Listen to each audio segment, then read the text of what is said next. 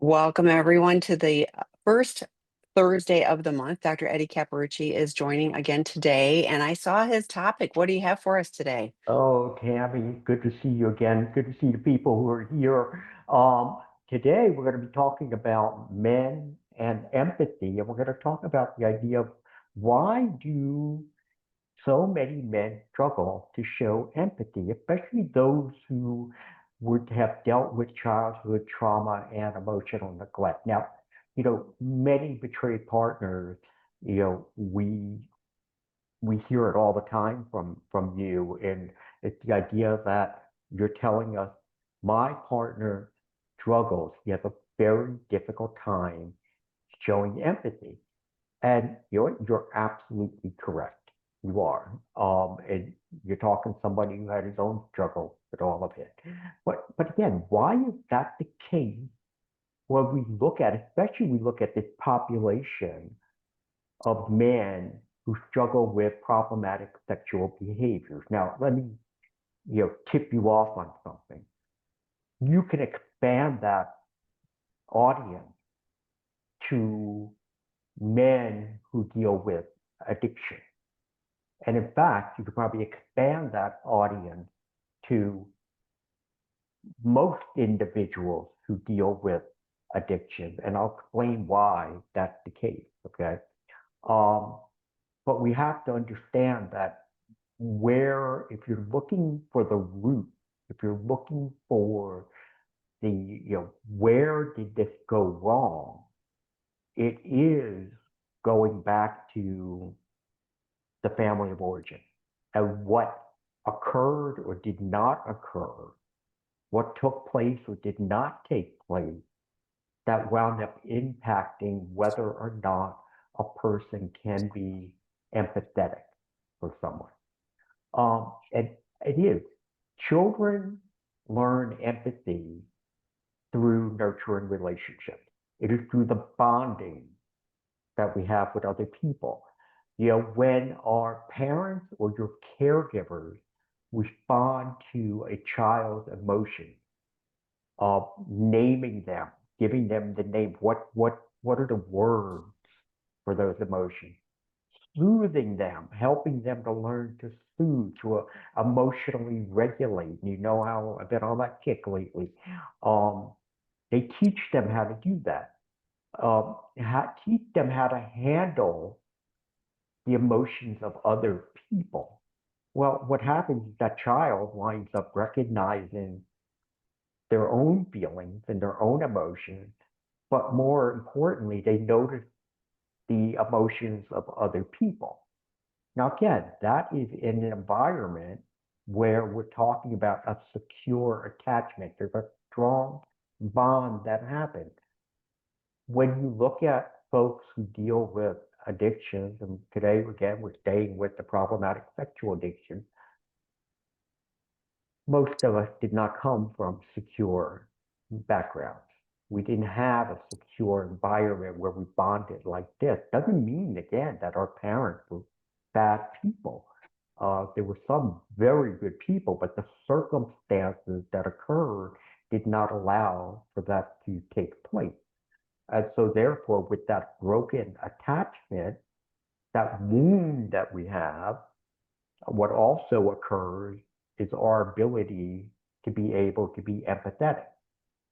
So therefore, if I grow up in a home where emotions are ignored, or maybe you're criticized or teased if you try to be emotional, or maybe it's just like, we don't, they're just not spoken in this house, then you wind up growing into an adult who, one, struggles to name what they're feeling. And I've seen this up close and personal. I ask the client, so tell me, okay, what is the emotion that goes with what you just talked to me about, the circumstance?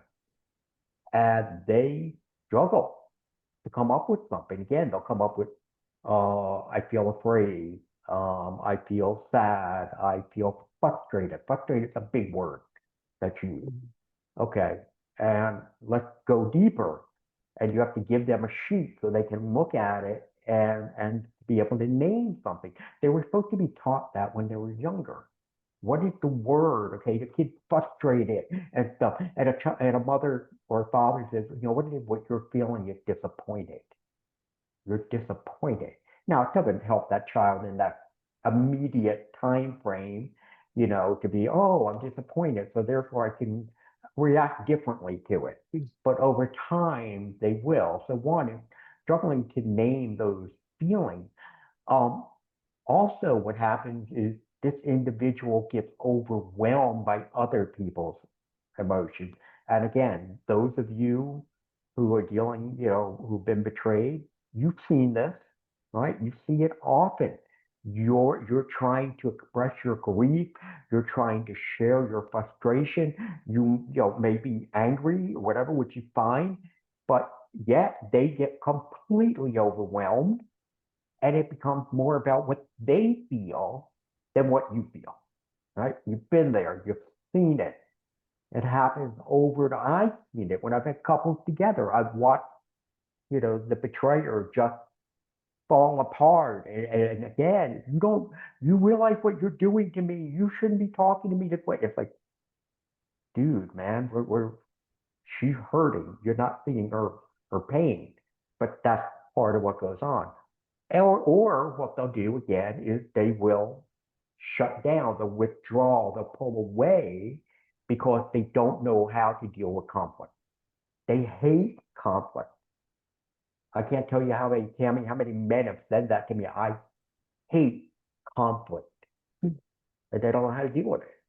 So therefore, again, it's about, you know, just shutting down. And others have learned to block off all emotion. And they've done it to such a deep level that they almost look like they're stoic. You know, they're stone, they're cold, and that's it. I remember when I was younger and I was in my late teens and had a bunch of core group of friends that I was hanging out with. And we had this one guy who hung with us too. The guy, he said nothing. Mm. He showed very little emotion.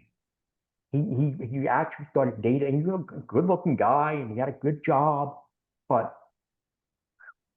you didn't get anything out of him. Every once in a while, smile or something like that, a little comment.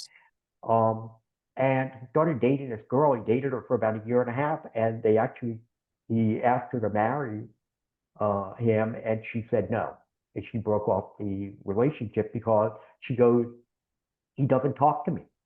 And I was very pleased to see that she did that because I could even tell then, me being an emotionally underdeveloped man at that point, I could tell, wow, this guy is off the chart. So, and there are men who are like that. So, but what goes on here? What happens? Okay, all right, I'm raised in this environment, and so that just mean okay, that's the byproduct of it? Well, no. See, the thing is, empathy is not just emotional; it's also biological. So let me explain. Mm. Our brain has what's called an empathy circuit.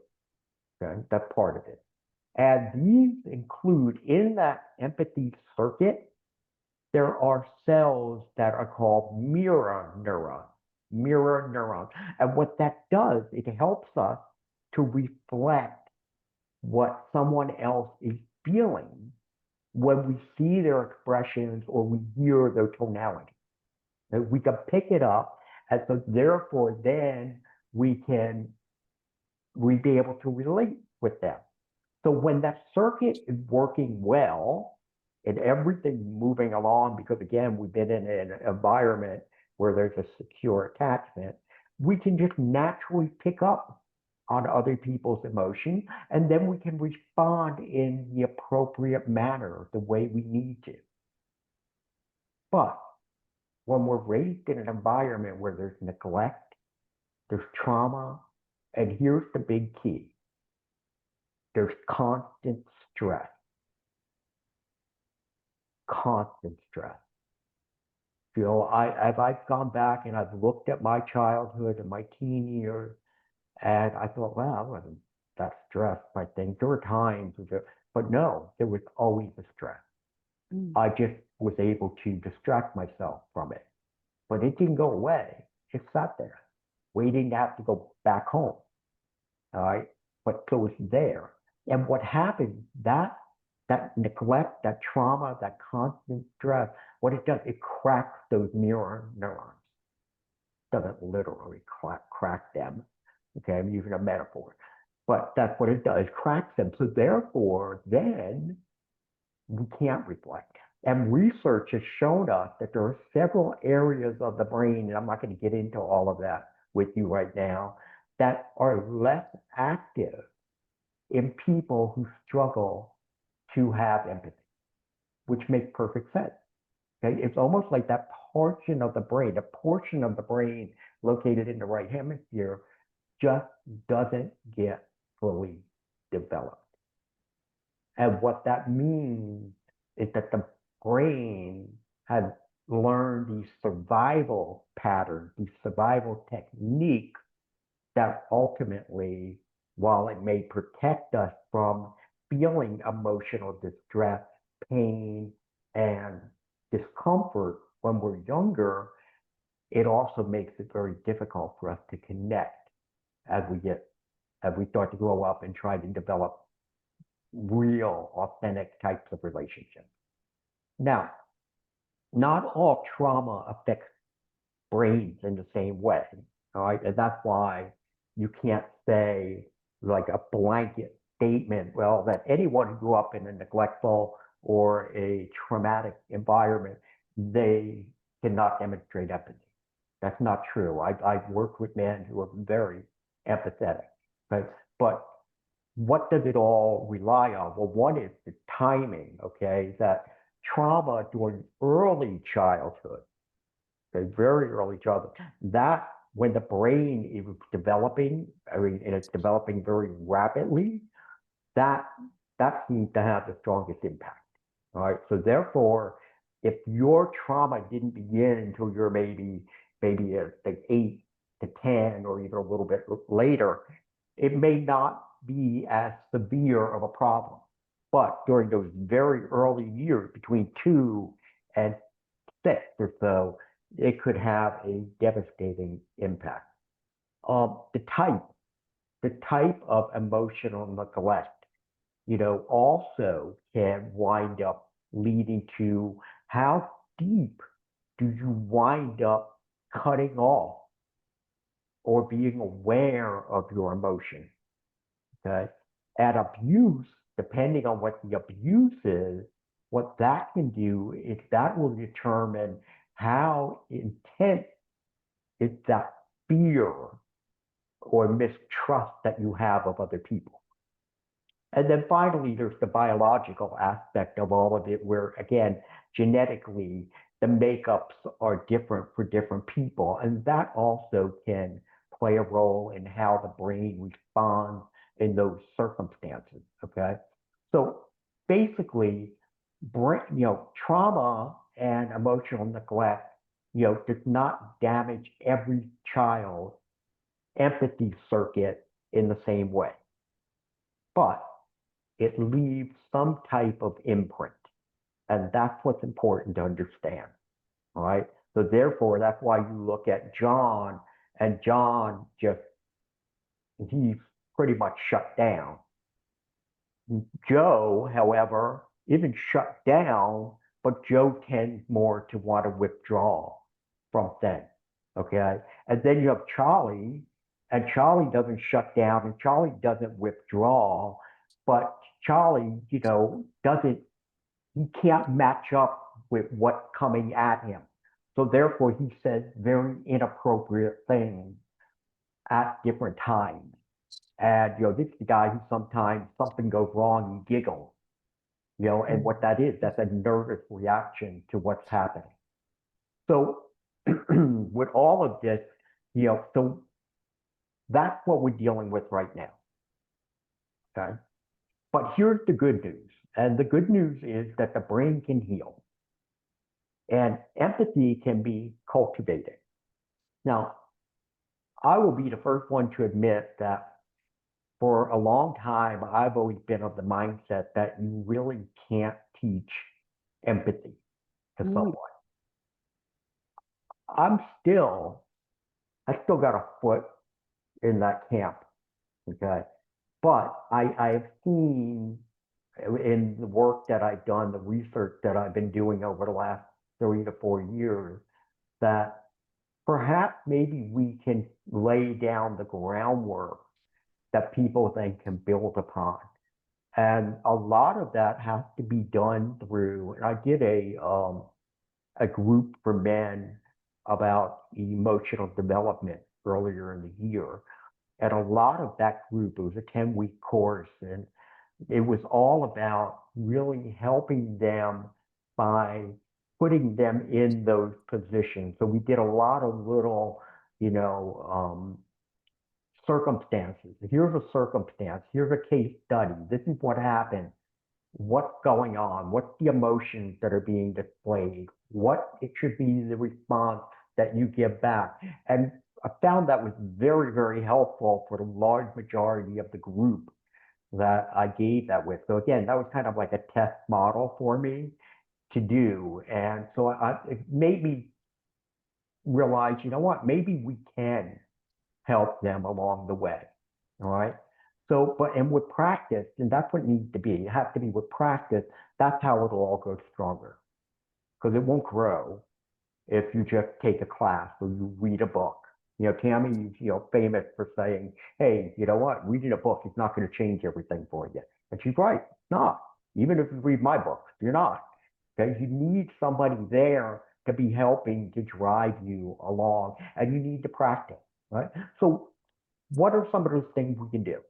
Well, one is the basics that everybody's been taught or been told what to do, and that is learn the language of feelings. As I said to you before, I've sat through with hundreds of men who just cannot really name what they feel. You got to get out that feeling wheel, and I'm talking about the very comprehensive one, the one with the letters that are this big that you need a magnifying glass to look at, okay? Because just the ones that have the basic, 30 on it is not enough. You really need a very comprehensive, or maybe even get a comprehensive listing of them broken up into different categories. You need to understand what they are. You have to be looking at those. You have to be thinking about, what would that feel like? Have I ever been in that situation? When you watch movies, when you watch television, and you're watching the characters and you're seeing what's happening, to say, okay, what are they really feeling right now? That's how you learn with that. The second thing, again, I'm going back and I'm sounding like a broken record, and I think I will be on this till the day I die, and that is become emotionally regulated. I've come to the belief, Tammy, I really have, emotional regulation is recovery. If we, and I'm talking about on both mm, sides, mhm. okay, the betrayer and the betrayed, emotional regulation is recovery.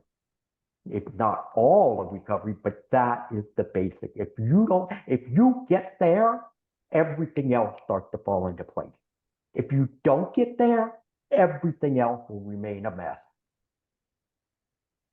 I believe that the depth of my heart. I really did. So therefore, you have to learn to regulate. If you haven't got a copy of my 20 techniques for emotional regulation, again, reach out to me at innerchildmodel@gmail.com. Be happy to send you a copy of that. Third thing is, and there's only four I have here. Third one is practice reflecting.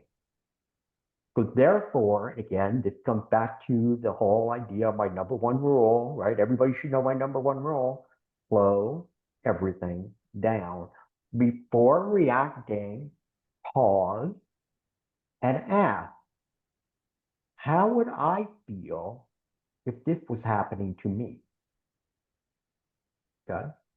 How would I feel if this is happening to me? Now, in order to answer that question, you have to go back to number one. and that is understand emotions. What are the names? What are the names of emotions? If I don't know, if I just know the basics of sad, happy, angry, lonely, you know, I'm not going to be able to answer that question. How would I feel if, it was happening to me? Frustrated. Yeah, I feel frustrated. That's what you're going to get. So you need to be able to do that. So therefore, then you can go here. Or maybe another question is, if I was in her shoes, what would I need right now? Because how many guys sit there and say, I don't know what to do. I'm lost. And you know what? They are, because their amygdala has now been turned on and they're in a panic mode. And for the most part, they're in the, flight stage or freeze. That's why we need emotional regulation. So therefore, you don't go there, and therefore you don't panic. And it's like, okay, what would I need? Oh, I would need somebody to be a little curious right now, and then therefore be curious. And then the final thing is this. Again, use a very simple empathy script to begin with, just to begin, because I want you to expand upon this. This is not empathy at its finest moment, okay? One, so we start off, we slow everything down, take a breath, repeat. Okay, so what I hear you saying is, okay, and then name what you believe they're feeling.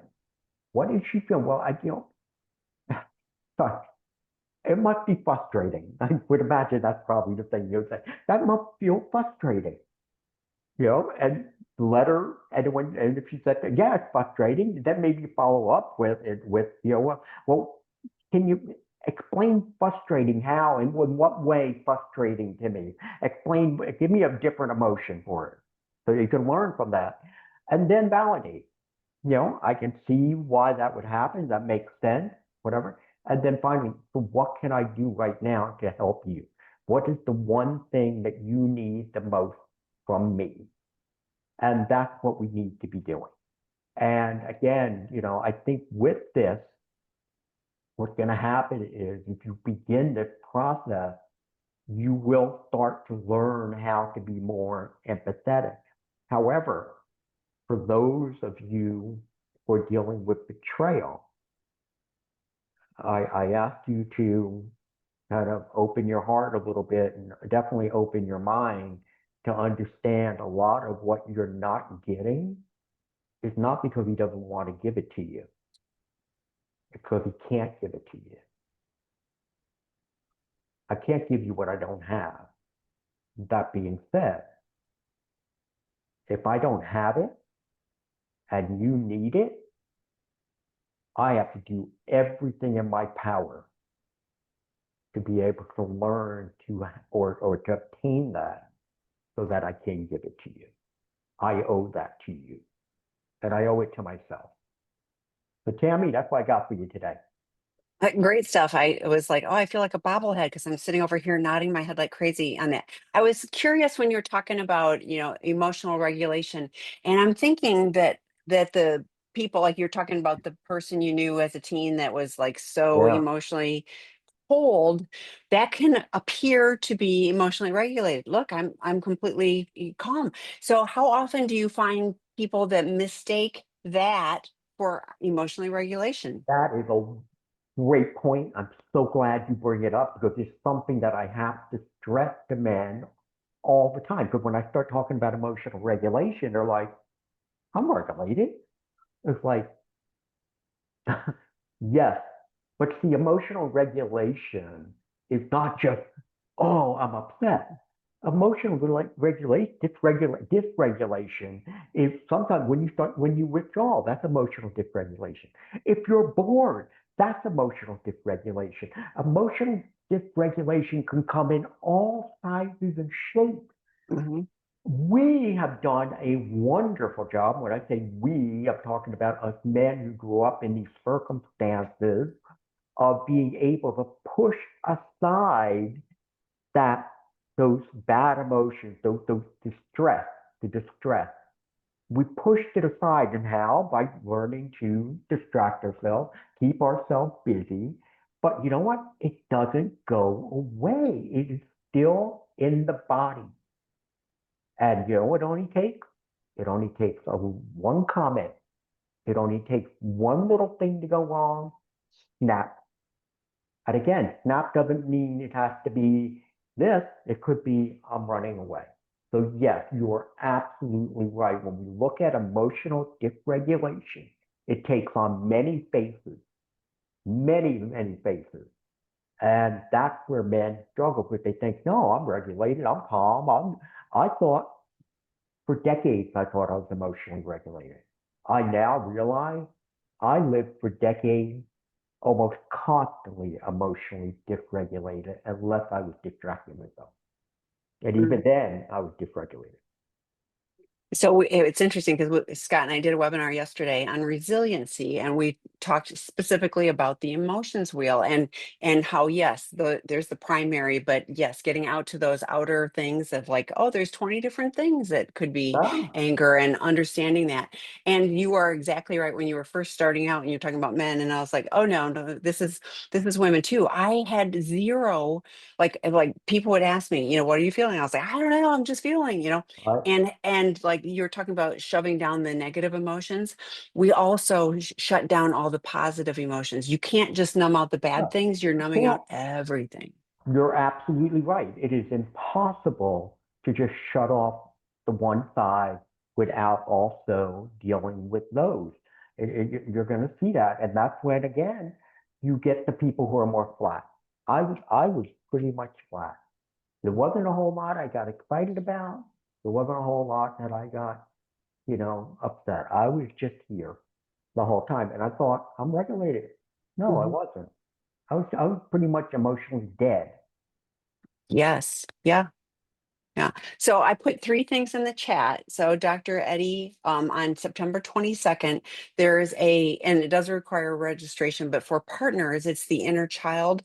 I put the first link in the chat is about that. It's on our website if you're viewing this later. This is a special edition, 90 minutes. It will not be recorded and posted. It's a $30 fee. So this is, a nominal fee, but we do have a number of people that are registered, but there is still room. Secondly, Dr. Eddie's two online work groups, both the inner child for men going deeper and why men struggle to love, are both starting in Next the week. 8th and 9th and Yeah, of next week. September. He only offers these, like twice a year on our platform. So this is an opportunity to take part in those. There are limited spots in each of those left.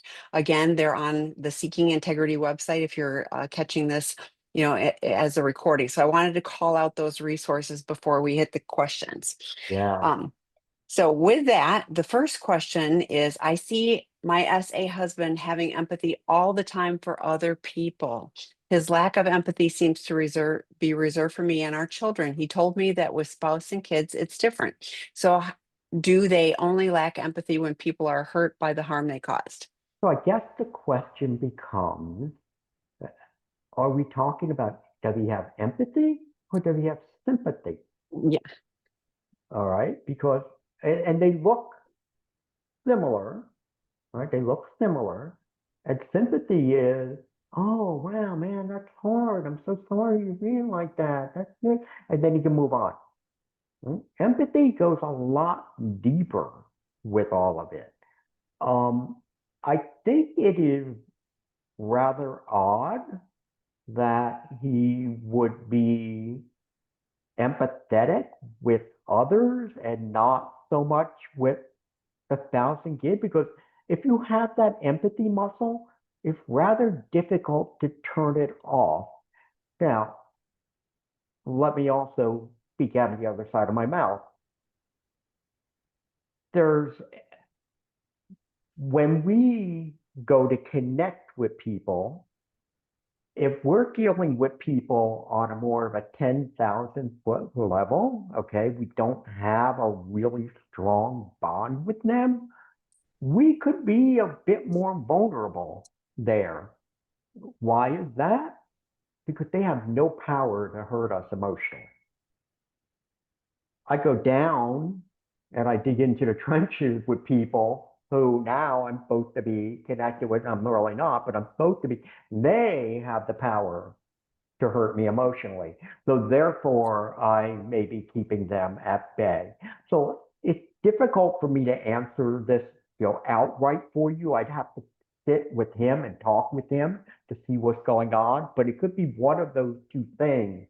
That one, he's being more sympathetic than being empathetic. Or again, it's because those people, again, he doesn't have the mindset, it's subconscious. They can't hurt me. But for me to be vulnerable with my family, that I could get whacked for. Well, and here's the deal. I don't get to give you the answer if it's different and ignore the issue, and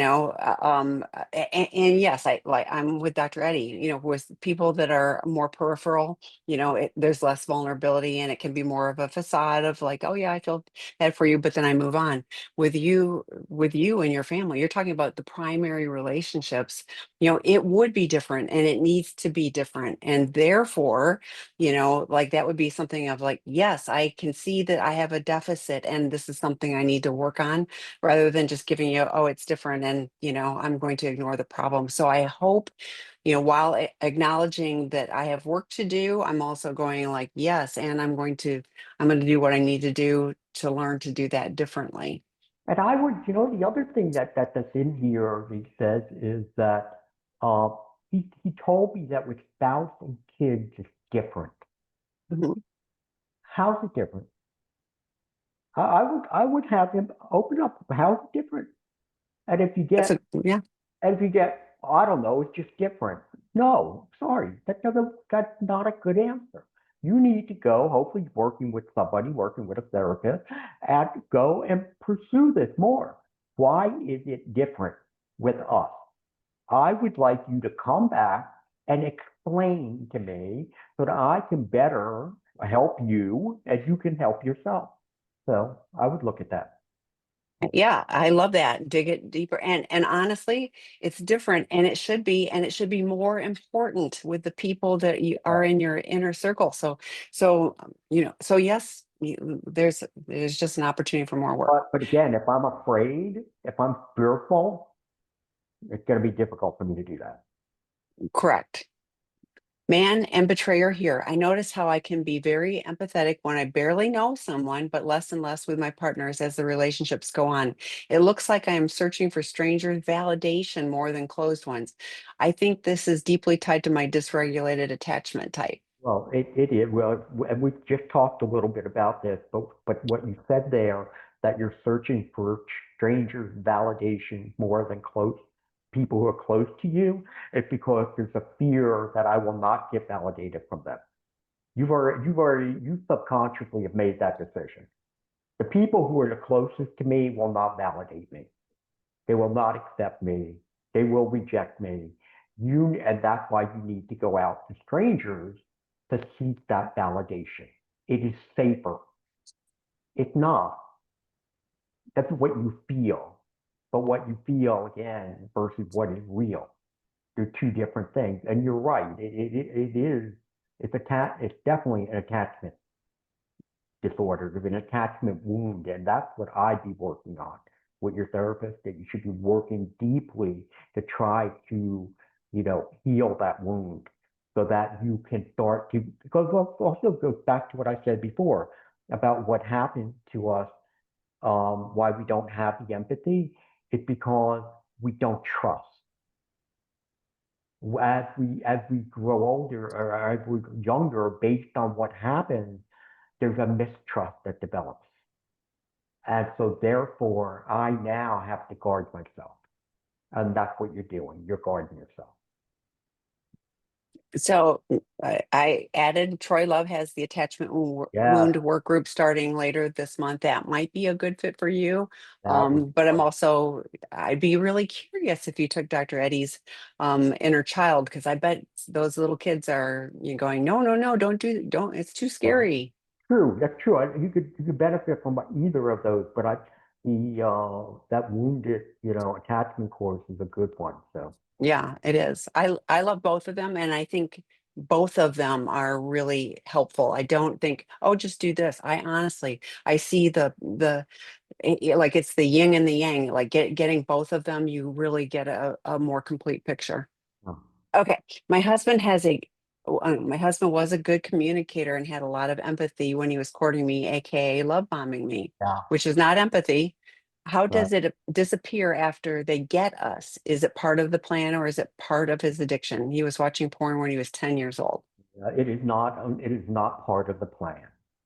Okay, unless he is a sociopath. Okay, and please, please, let us please be careful with these labels that we throw around. If I hear one more woman say to me, he's a narcissist, it's like, you know what? He probably has strong narcissistic tendencies. Okay. I had an abundant amount of narcissistic tendencies. I was not a full-on narcissist, right? So it's not the plan. What it is, especially when we're in that infatuation stage, all right, of a relationship. You can throw out everything you're learning about the neurocircuitry of the brain at that point because it is all different. I mean, there is so much oxytocin that's flowing through the brain, which is the goo goo gaga, hormone, and you just head over heels. We just go crazy. That's why even guys who have the love addiction or women who have the love addiction. And what happens is after let's say you court and you get married and now you settle down, and sometimes it even happens in the courting stage. I've seen it happen there too. If you have a long period of time where you're going 3, 5 years, because usually it only lasts first 12 to 18 months. It starts to die down, and then what happens? It dies down, and what you see is the man that he was before he met you. And that's why I tell women, I go back and talk to one of his friends or maybe his brother or sister or somebody who knew him and say, you see the way he is now? This isn't the guy I met. I'll guarantee you they'll tell you, no, that's him. That's him. Because once it all settles down, it is absolutely amazing as well as frightening about what the neurocircuitry of our brain can do and how it can change and shift our mood so quickly or so profoundly. It is rather frightening if you think about it. And for some people, okay, that shift happens more often and more dramatic. So that's what I think happened here.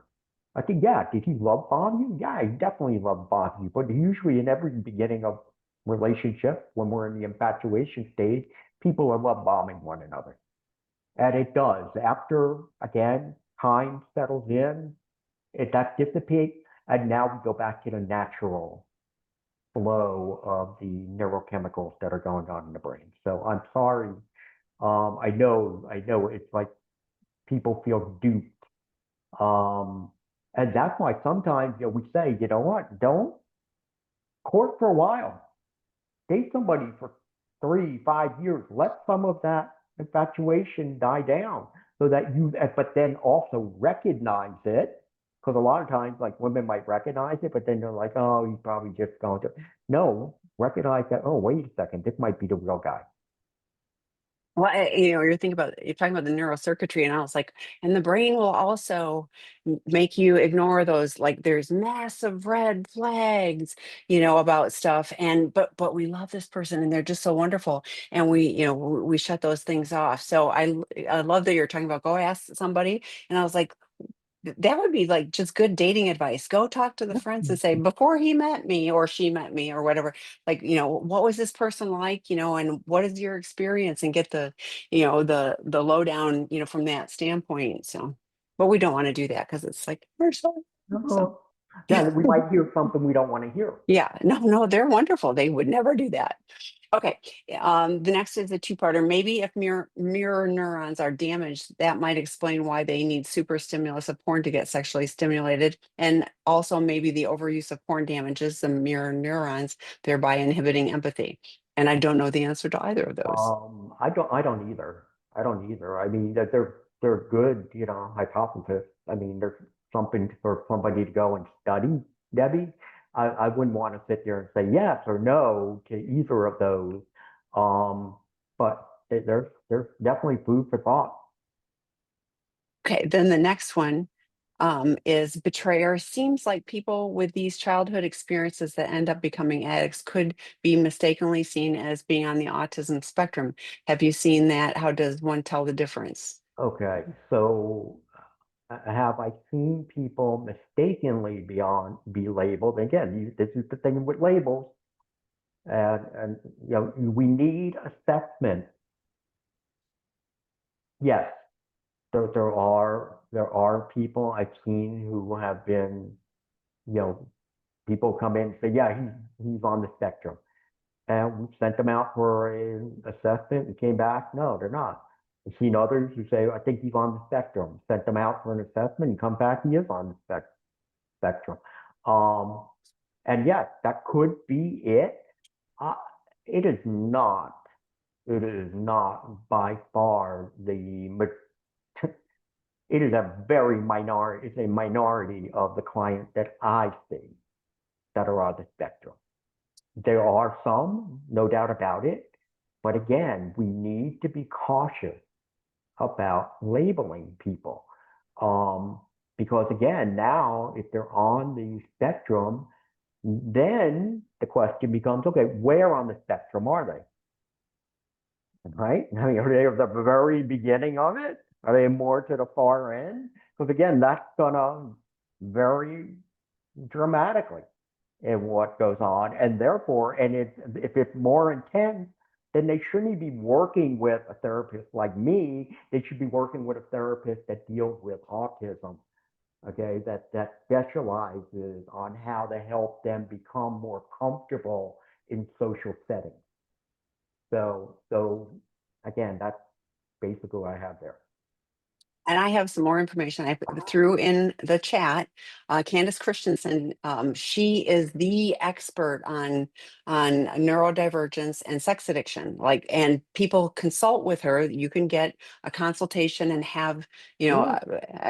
I don't want to call it a diagnosis, but I kind of do. Like, she can help you figure out if you are, and again, it's a spectrum, so it isn't like they all show up If like she's this. doing an assessment, she can make a diagnosis, all right? Exactly. Yes. But And if you're then not she can doing also an give you guidance. right, Yeah. but if you're reading an article on, Right. No, not psychology Dr. Google. today, and then saying, "Oh, he has five of these seven things that must make him Yeah. this," No, no, no, no.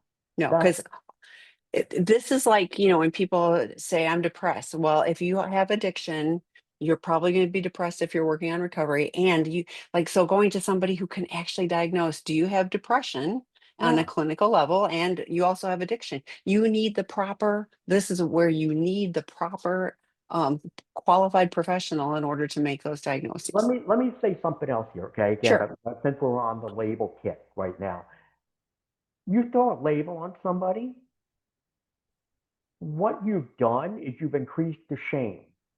Now, I'm not saying if you are living with a full-blown narcissist that you can't say you're a full-blown narcissist or antisocial or that you are on the spectrum. I mean, no, you can acknowledge that. But if you're doing it and it's not accurate, what we do is we just increase the level of shame. All right, what happens when you increase the level of shame? What you do is you wind up seeing that they engage in more behaviors that go against what we're trying to do and getting them to emotionally connect. Right? Because shame is a big factor in that. I'm not going to emotionally connect with somebody if I'm feeling shame because I feel like they have are judging me. If they're judging me, then why am I going to be moving towards them? I won't. So that's why we have to be cautious about those things. So the next one is betrayed person here. Attended a webinar yesterday with Scott and Tammy. Scott mentioned the feelings wheel. Is this a tool we are talking about here? Yes. And I just went and found a pretty version with lots of colors and put it in the chat. So check that out. But this is a free one. I could print it off from here. Yeah, But yes, it's so helpful. Yeah. right. You could also, if you wanted to, if you go to something like Amazon and you put in feeling wheel, and they have all different, and Yes. they'll send you Etsy. Yeah. laminated. They'll send you a laminated one, and you could order two or three of them. You put them in different places.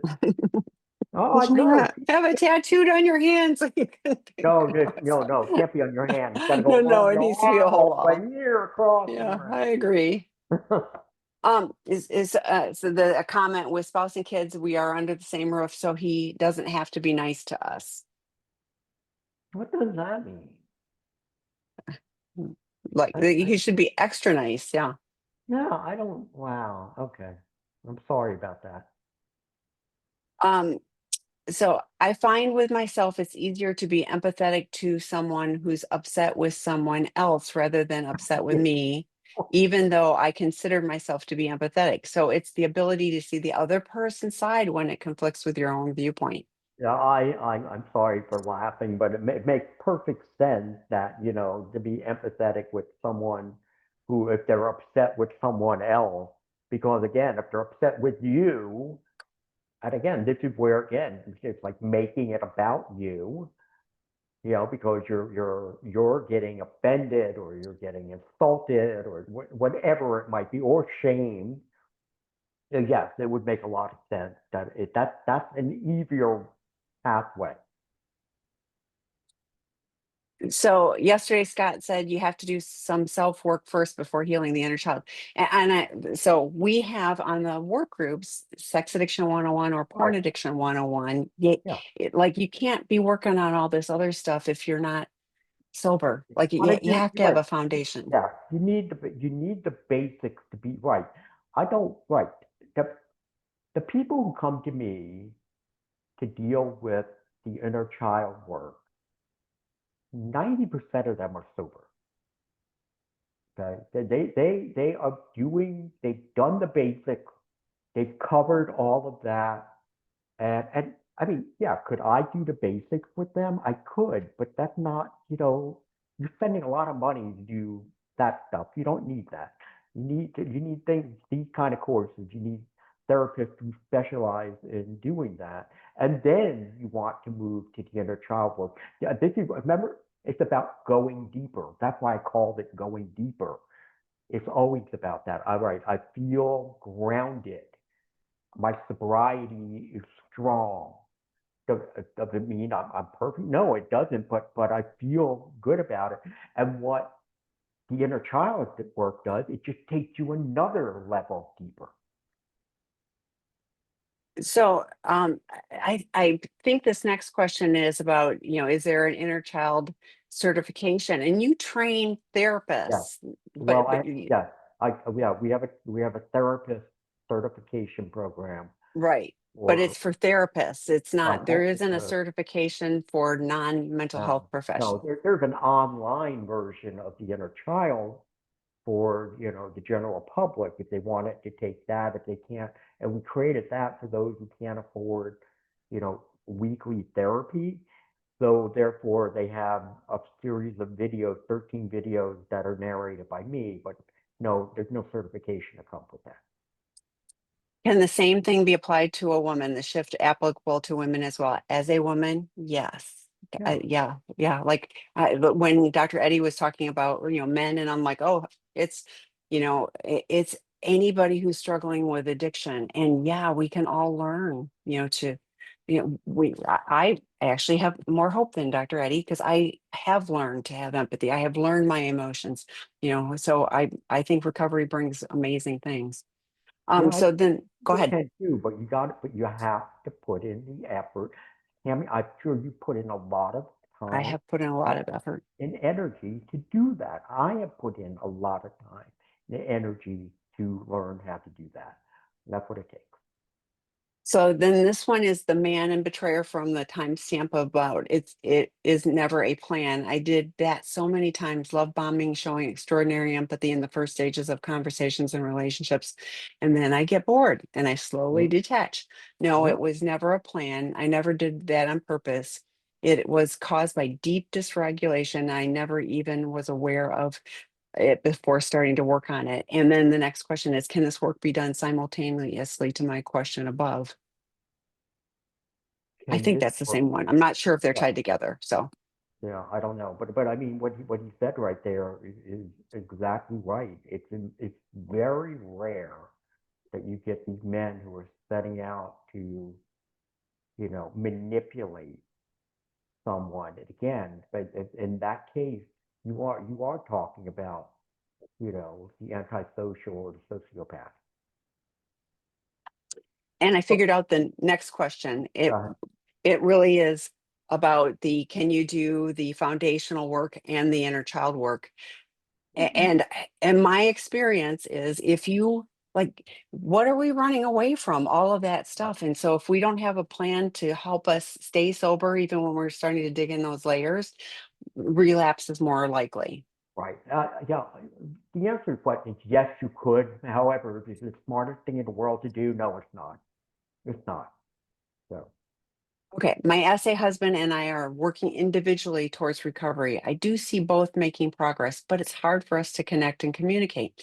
How do we know when we're ready for couples work? I want to repair our marriage for our children, but I'm not even really sure I like him anymore. If we don't work on us, I might just lose all interest in him. I think you need to work on you, the two of you together, because that idea that I'm not sure I really like him anymore. I think getting into couples work where they can give you exercises, they can give you things to do together, that maybe you can learn to like him again.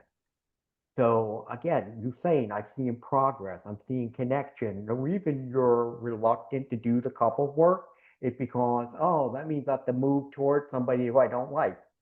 Well, you know what? When you go and you do that couple work, you be very open and honest with that therapist to say, you know what? I'm not sure I like this guy right now. However, challenge me, challenge me, push me. This is where you got to kind of work through it and push yourself a little bit to say, all right, no, I don't want to even talk to him right now, but I'm going to talk to him anyway. No, I don't want to go for the walk with him now, but I'm going to go for the walk anyway. You have to do that because if not, you're right. You're just gonna draw apart. And I could see, make sure you say, I want to repair our marriage for our children. Very noble. And that may be all you have to hold on to right now. Maybe that's all you have to hold on to.